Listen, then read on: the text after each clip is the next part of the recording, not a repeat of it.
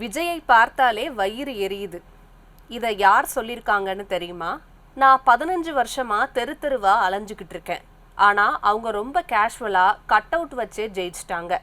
நடிகர் விஜயின் அரசியல் வெற்றியை பார்த்து எனக்கு கொஞ்சம் பொறாமையா இருக்குன்னு ஆந்திர துணை முதலமைச்சர் பவன் கல்யாண் ரொம்ப ஓப்பனா பேசியிருக்காரு. சமீபத்துல நடந்த ஒரு பொது நிகழ்ச்சியின் போது தனது 15 ஆண்டு கால அரசியல் பயணத்தை பற்றி பவன் கல்யாண் பேசியிருக்காரு. அப்போ தமிழக அரசியல் களம் குறித்தும் நடிகர் விஜய் மற்றும் அவரது தமிழக வெற்றி கழகத்தின் தேர்தல் வெற்றி பற்றியும் அவர் குறிப்பிட்டதுதான் இப்ப சோசியல் மீடியால ஹாட் டாபிக்கா இருக்கு.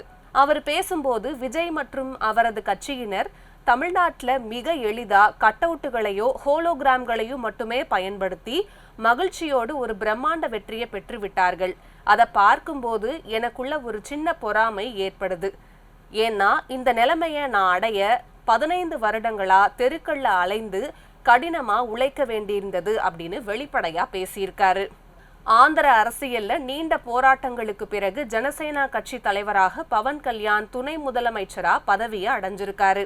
இந்த சூழல்ல தான் தமிழகத்துல விஜய் தாவேக கட்சியை ஆரம்பிச்சு குறுகிய காலத்திலேயே பெற்ற தேர்தல் வெற்றிய அவர் ஒப்பிட்டு பேசியிருக்கிறது அரசியல் வட்டாரத்துல பெரிய விவாதத்தை கிளப்பியிருக்கு.